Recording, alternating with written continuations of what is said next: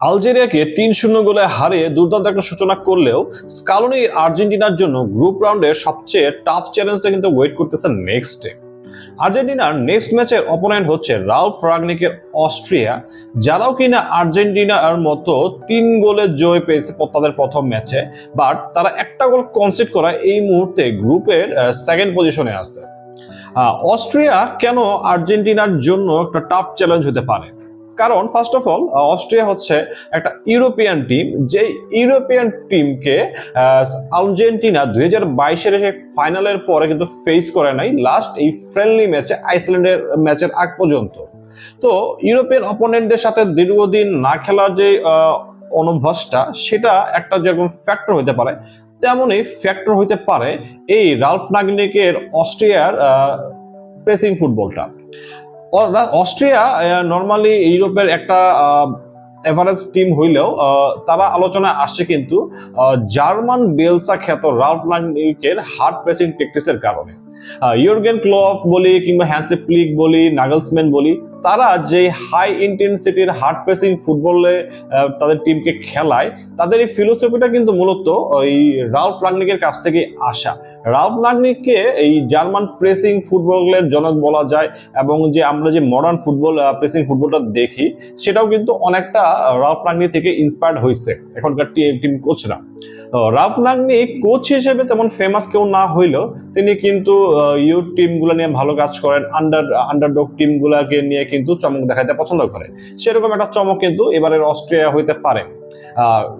Group রাউন্ডের first ম্যাচে Austria জর্ডানকে 3-1 গোলে হারাইছে, সেখানে তারা বেশ কিছু ভালো অ্যাটাক করছে, আবার তাদের কিছু উইকনেসও কিন্তু জর্ডান এক্সপোজ করে দিয়েছে। এখন আলোচনা দাবি রাখে যে অস্ট্রিয়া অ্যাকচুয়ালি কেমন টিম, তারা কোন ফরমেশনে খেলে, এবং অনফিল্ড তাদের আর্জেন্টিনার এগেনস্টে তাদের অ্যাপ্রোচটা কেমন হতে পারে।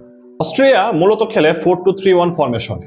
তারা বল পায়ে রাখতে পছন্দ করে, তার থেকে বেশি পছন্দ করে অপোনেন্টের পায়ে বল থাকা অবস্থায় তাদেরকে প্রেসারে ফেলে অপোনেন্টের হাফে বল উইন করে কুইক কাউন্টার অ্যাটাকের মাধ্যমে একটা ফিনিশিং দিতে। অস্ট্রিয়া বল পায়ে খুব বেশি শর্ট পাস খেলে না, তারা খুব দ্রুত অপোনেন্টের হাফে যাওয়ার চেষ্টা করে। বেশিরভাগ সময় তাদের ফরওয়ার্ডদেরকে উদ্দেশ্য করে লং বল, একটা কুইক ফরওয়ার্ড পাস খেলে। ফরওয়ার্ড যদি সেই বলটা রিসিভ নাও করতে পারে, তখন তারা যেটা করে অপোনেন্টের হাফে তাদের ম্যান পাওয়ারের সংখ্যা বাড়ায়া সেখানে তারা সেকেন্ড বল অথবা থার্ড বল উইনের জন্য একটা হার্ড প্রেসিং শুরু করে, এবং সেখান থেকে তারা বল উইন করে সেখান থেকে তাদের অ্যাটাকটা শুরু করার চেষ্টা করে। আবার অপোনেন্ট যদি বিল্ড আপ করা শুরু করে, তখন অপোনেন্টকে তারা চেষ্টা করে কোনো একটা সাইডে আউট নাম্বার করে তাদেরকে প্রেসারে ফেলতে। ফর এক্সাম্পল, অপোনেন্ট টিমের লেফট ব্যাকের পায়ে যদি বল থাকে, তখন দেখা যাচ্ছে সেই সাইডে থাকা অস্ট্রিয়ার রাইট উইঙ্গার কিংবা রাইট ব্যাক কিছুটা অ্যাডভান্স পজিশনে গিয়ে প্রেসিং করা শুরু করতেছে, এবং অস্ট্রিয়ার রাইট ব্যাক এবং রাইট উইঙ্গারকে সাপোর্ট দেওয়ার জন্য অস্ট্রিয়ার আদার্স প্লেয়ারও কিন্তু সেই পাশে চেপে আসতেছে, এবং দেখা যাচ্ছে যে অস্ট্রিয়ার লেফট ব্যাক কিংবা লেফট উইঙ্গার তারাও কিন্তু লেফট উইংটা ছেড়ে দিয়ে তারাও পিছের সেন্টারে চলে আসছে, কারণ অস্ট্রিয়া সেই মুহূর্তে রাইট সাইডে হার্ড প্রেসিং করতেছে, এবং সেই হার্ড প্রেসিংটাকে সাপোর্ট দিতে সবাই ওইদিকে চেপে গেছে। আর্জেন্টিনার সাথেও Austria kind of same time অ্যাপ্রোচে যেতে পারে, তবে এখানে অস্ট্রিয়া বল নিজেদের পায়ে রাখার থেকে আর্জেন্টিনার পায়ে বল বেশি থাকা অবস্থায় প্রেসিং করতে বেশি পছন্দ করবে। তারা যেটা করতে পারে, তারা বল পায়ে শর্ট পাস কম খেলবে, এবং তাদের পায়ে যখন বল থাকবে তখন তারা যেটা চেষ্টা করবে যে আর্জেন্টিনার হাফে আর্জেন্টিনার ডিফেন্স লাইনকে টার্গেট করে লং বল খেলতে, এবং সেই লং বল খেলার পর এরপরে সেকেন্ড বল অথবা থার্ড বল উইন করার জন্য সেখানে হার্ড প্রেসিং করতে। এখন লং বল খেলার জন্য অস্ট্রিয়ার জন্য বেস্ট অপশন হবে আর্জেন্টিনার ডিফেন্সের লেফট সাইড। আর্জেন্টিনার ডিফেন্সের লেফট সাইডে লিসান্দ্রো মার্টিনেজ স্টার্ট করবে কিনা, কিংবা নিকোলাস ট্যাগলিয়াফিকো কামব্যাক করবে কিনা, এটা কিন্তু এখনো কনফার্ম না। বাট এখানে একটা জিনিস কনফার্ম যে আর্জেন্টিনার ডিফেন্সের লেফট সাইডের যে যারা খেলবে তাদের হাইট রাইট সাইডে খেলা রোমেরো বলি কিংবা মলিনা বলি, এদের দুজন থেকে কম। সো লং বল খেলার জন্য অস্ট্রিয়ার বেটার অপশন হচ্ছে আর্জেন্টিনার ডিফেন্সের লেফট সাইড। সেখানে লিসান্দ্রো কিংবা ট্যাগলিয়াফিকো হয়তো বা অস্ট্রিয়ার যে লম্বা ফরওয়ার্ডরা আছে তাদের সাথে হয়তো এরিয়ালি পারবে না, এবং এরিয়ালি যদি না পারে তখন জিনিসটা যেটা হবে, অস্ট্রিয়ার জন্য আর্জেন্টিনার হাফে আর্জেন্টিনার ডিফেন্সের লেফট সাইডে সেকেন্ড বল অথবা থার্ড বল উইন করাটা কিছু ইজি হবে, এবং তাদের ইন্টেনশনটা থাকবে সেইখান থেকে বলটা উইন করে একটা কুইক কাউন্টার অ্যাটাক করে আর্জেন্টিনার এগেইনস্টে গোল আদায় করে নেওয়া। আহ, এই ক্ষেত্রে আর্জেন্টিনার কাউন্টার ট্যাকটিক্স কি হইতে পারে? জর্ডান কিন্তু আর যে অস্ট্রিয়ার যে হার্ড প্রেসিং ফুটবল, তাদের এই হার্ড প্রেসিং ফুটবলের কিছু উইকনেস কিন্তু শো করে দিচ্ছে। অস্ট্রিয়া যেহেতু পছন্দ করে অপোনেন্টকে তাদের হাফে আউট নাম্বার করে সেখানেই বলটা উইন করা হয়, সেই কারণে অস্ট্রিয়া কিন্তু অফ দ্য বলে অনেক বেশি অ্যাডভান্সড হয়ে যায়। তাদের ফরওয়ার্ড লাইন, মিডফিল্ড লাইন এবং দুই ফুল ব্যাক অনেক উপরে উঠে যায় এই প্রেসিংটা ট্রিগার করার জন্য। এক্ষেত্রে দেখা যায় যে মিডফিল্ড লাইনের সাথে ডিফেন্স লাইনের একটা ভালো গ্যাপ ক্রিয়েট হয়ে গেছে, কিংবা ফুল ব্যাকদের পিছনে অনেক স্পেস ক্রিয়েট হয়েছে।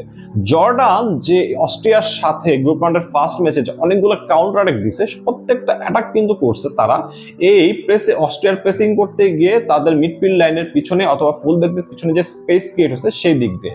জর্ডানের ম্যাক্সিমাম অ্যাটাক হয়েছে অস্ট্রিয়ার দুই ফুল ব্যাকের পিছনে স্পেস দিয়ে কাউন্টার অ্যাটাকে উঠে, এবং তারা যে গোলটাও পাইছে সেই গোলটাও বিল্ড আপটাও কিন্তু এই ফুল ব্যাকদের পিছনে স্পেস দিয়ে অ্যাটাক করার পর থেকে। সো আর্জেন্টিনা অ্যাকচুয়ালি কি অ্যাপ্রোচ নিতে পারে? আর্জেন্টিনার জন্য আর্জেন্টিনা কিন্তু বিল্ড আপ ফ্রম ব্যাক ট্যাকটিক্সে কমফোর্টেবল থাকে। ডিফেন্ডার এবং গোলকিপারদের মাধ্যমে বিল্ড আপ শুরু হয়েছে এবং মিডফিল্ডাররা সেখান থেকে প্লে মেকিং শুরু করছে। এইরকম অ্যাপ্রোচে যদি খেলা হয় আর্জেন্টিনার বেস্টটা কিন্তু আসে। এখন অস্ট্রিয়া যদি শুরু থেকেই হার্ড প্রেসিং করে খেলে, তো এই build up from back techniques অ্যাপ্রোচটা কিন্তু আর্জেন্টিনা সহজে ক্লিক নাও করতে পারে। সো এবং আর্জেন্টিনা কিন্তু এই হাই লাইন ডিফেন্সের সাথে যারা হার্ড প্রেসিং করে তাদের এগেইনস্টে কিন্তু কম বেশি স্ট্রাগলও করে। কনমেবল কোয়ালিফায়ারে কলম্বিয়া বলি কিংবা উরুগুয়ে বলি, তাদের সাথে কিন্তু আর্জেন্টিনা স্ট্রাগল করছে তাদের হার্ড প্রেসিং ফুটবলের এগেইনস্টে।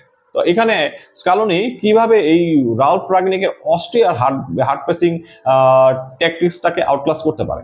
সো অস্ট্রিয়া যদি জর্ডান যে অ্যাপ্রোচটা নিয়েছে, আর্জেন্টিনাও ঠিক সেম অ্যাপ্রোচটা নিতে পারে। এখন অস্ট্রিয়ার সেটা হচ্ছে অস্ট্রিয়া যখন প্রেস করতে আসবে, সেই প্রেসটাকে কিছুক্ষণ ধরে ঠান্ডা মাথায় হজম করা এবং সেই মুহূর্তের জন্য অপেক্ষা করা যখন অস্ট্রিয়ার ডিফেন্স লাইন এবং মিডফিল্ডের লাইনের মধ্যে একটা ভালো গ্যাপ ক্রিয়েট হবে, এবং সেই গ্যাপটাকে কাজে লাগে একটা লাইন ব্রেকিং পাস খেলা। আর্জেন্টিনা কিন্তু লাইন ব্রেকিং পাস খেলার মতো অনেক ঠান্ডা মাথার ক্রিয়েটিভ স্কিলফুল মিডফিল্ডার আছে। সো জিনিসটা করতে হবে, মাথাটা ঠান্ডা রাখতে হবে এবং অস্ট্রিয়াকে প্রেসিং করতে ইনভাইট করে তাদের মিডফিল্ড এবং ডিফেন্স লাইনের গ্যাপটাকে কিন্তু কাজে লাগাইতে হবে। এখন দেখতে হবে যে অস্ট্রিয়ার ডিফেন্স লাইনের সবচেয়ে উইক পয়েন্টটা কোন জায়গায়।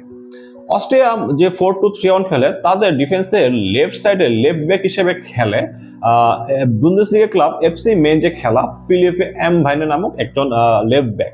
সে কিন্তু ক্লাবে 3-ম্যান ব্যাক লাইনের উইং ব্যাক হিসেবে খেলে, মানে তার পিছনে কিন্তু 3জন সেন্টার ব্যাক থাকে। বাট অস্ট্রিয়া যেহেতু 4-2-3-1 ফরমেশনে খেলে, তার পিছনে কিন্তু থাকবে 2জন সেন্টার ব্যাক। এইটা অস্ট্রিয়া ডিফেন্সের জন্য একটা উইক পয়েন্ট, এবং ওই ঠিক তার এম ভাইনের ঠিক পিছনে খেলবে কিন্তু বায়ার্ন মিউনিখে খেলা এবং বর্তমানে রিয়াল মাদ্রিদে খেলা ডেভিড আলাবাও কিন্তু একটা সময় লেফট ব্যাক ছিল এবং অফেন্সিভ মাইন্ডেড লেফট ব্যাক ছিল। সে এখন লেফট সেন্টার ব্যাক হিসেবে খেলে এবং সেখানেও কিন্তু কিছুটা অফেন্সিভ রোল প্লে করতে গিয়ে সে কিন্তু কিছুটা অ্যাডভান্স পজিশনে চলে যায়। সো অস্ট্রিয়ার ডিফেন্সের উইক জোন হচ্ছে কিন্তু তাদের ডিফেন্সের লেফট সাইডটা, এবং ওই লেফট সাইডে কিন্তু কে খেলবে, ওই লেফট সাইড দিয়েও কিন্তু খেলা শুরু করে ম্যাক্সিমাম টাইম লিওনেল মেসি, আর্জেন্টিনার বেস্ট প্লেয়ার। সো এখন অস্ট্রিয়া যেটা করতে পারে সেটা হচ্ছে যে মেসির সাইডে তারা অ্যাটাকে উঠবে কি উঠবে না, এটা নিয়ে তারা একটু কনফিউশনে থাকবে।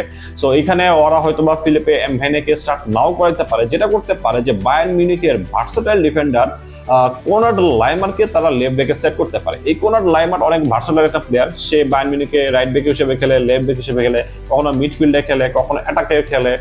সো এই প্লেয়ারটাকে হয়তো বা রালফ রাগনিক তার ডিফেন্স লাইনকে সিকিউর করার জন্য লেফটে সেট করবে, যাতে লেফট ওই আর্জেন্টিনা রাইট সাইড দিয়ে লিওনেল মেসির অ্যাটাকগুলোকে নিউট্রালাইজ করা যায়। সো এখন মেসিকে কিছুটা ফ্রি করে রাখা এবং মেসিকে ইউজ করে আর যে এই অস্ট্রিয়া ডিফেন্সের লেফট সাইডটা কিভাবে এক্সপ্লয়েট করা যায়। লেটেস্ট নিউজ অনুযায়ী এই নেহুল মনে ইনজুরি থেকে ব্যাক করছে এবং আলজেরিয়া ম্যাচে সাব হিসেবে নামলেও এই অস্ট্রিয়ার সাথে সে কিন্তু স্টার্টিং হিসেবে নামবে। মলিনা অ্যাথলেটিকো মাদ্রিদে খেলে, তাই সে কিন্তু একটা কাউন্টার অ্যাটাকে একটা ভালো অ্যাসেট আর্জেন্টিনার জন্য এবং তার ক্লাবের জন্য। সে কিন্তু behind the defence run make করতে পারে, পিছন থেকে লেট রান মেক করার পরে। আরেকটা প্লেয়ার খুব ভালো অপশন হইতে পারে এবং স্কালোনির জন্য ট্রাম্প কার্ড হইতে পারে, সেটা হচ্ছে অ্যাথলেটিকো মাদ্রিদের ভিলিয়ানো সিমিওনে। এই প্লেয়ারটাও কিন্তু বিহাইন্ড দ্য ডিফেন্স রান মেকে খুব ভালো এক্সপার্ট, এবং অপোনেন্ট যদি হাইল্যান্ড ডিফেন্সে খেলে সে কিন্তু খুব টাইমলি রান মেক করে সেই হাইল্যান্ড ডিফেন্সটা কিন্তু ব্রেক করে দিতে পারে এবং অপোনেন্ট কিন্তু বিপদে ফেলতে পারে। ইউসিএল কোয়ার্টার ফাইনালে বার্সেলোনার হাইল্যান্ড ডিফেন্সের এগেনস্টে কিন্তু এই গিলিয়ানো সিমোনো অনেক ইফেক্টিভ একটা প্লেয়ার ছিল। সেম ভাবে এই রাভ নাগরিকের অস্ট্রিয়ার হার্ড প্রেসিং এগেনস্টে গিলিয়ানো সিমিওনেকে ইফেক্টিভলি ইউজ করা যায়। এবং যেটা বললাম যে সিমিওনে খেলে রাইট সাইডে, যেটা হবে কিনা অস্ট্রিয়ার ডিফেন্সের জন্য লেফট সাইড, এবং অস্ট্রিয়ার ডিফেন্সের লেফট সাইডে কিন্তু অস্ট্রিয়ার জন্য একটা উইক পয়েন্ট।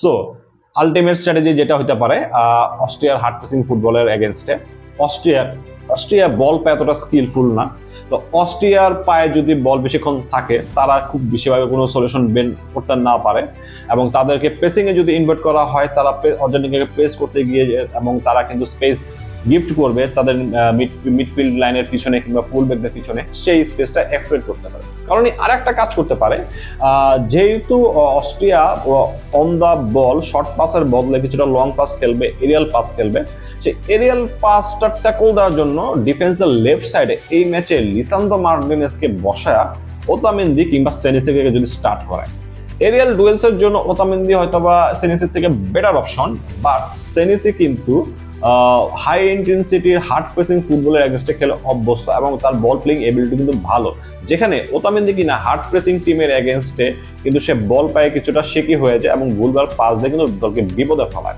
সো এই ম্যাচের জন্য আমরা স্কালোনি একটাই আমরা চেঞ্জ কনফার্ম যেটা বুঝতে পারছি, সেটা হচ্ছে যে নেহেল মলিনা স্টার্ট করবে। বাট আমার রিকমেন্ডেশন অথবা আমার অ্যানালাইসিস বলে এই ম্যাচের চেঞ্জগুলো যেটা হবে, লাউতারো মার্টিনেজের জায়গায় আলভারেস আসবে, যেও কিনা আইল্যান্ড ডিফেন্সের পিছনে রান মার্ক করতে এক্সপার্ট। আলমাদার প্লেসে গিলিয়ানো সিমিনে আসবে, যাকে দিয়ে কিনা অস্ট্রিয়া ডিফেন্সের লেফট সাইডটা এক্সপ্লয়েট করা যাবে, এবং ডিফেন্সের লেফটে টেগলাফেকে যদি ব্যাক করে তাহলে ভালো, বাট সেন্টার ব্যাকে লিসান্দ্রো মার্টিনেজ আলজিয়ার সাথে যত ভালো খেলো তার বদলে যদি সেনিসিকে স্টার্ট করানো হয় আর্জেন্টিনা বেটার রেজাল্ট পাবে। তো অস্ট্রিয়া নিয়ে এই হচ্ছে কি আমার অ্যানালাইসিস। আপনার কি মনে হয় অস্ট্রিয়া ম্যাচে আর্জেন্টিনা কিরকম করতে পারে, এবং ঠিক কাদেরকে নামাইলে অস্ট্রিয়ার উইকনেস গুলা বেশি করে কাজে লাগাবে? কমেন্টে জানাবেন আপনার মতামত। ধন্যবাদ সবাইকে আমার ভিডিওতে দেখার জন্য।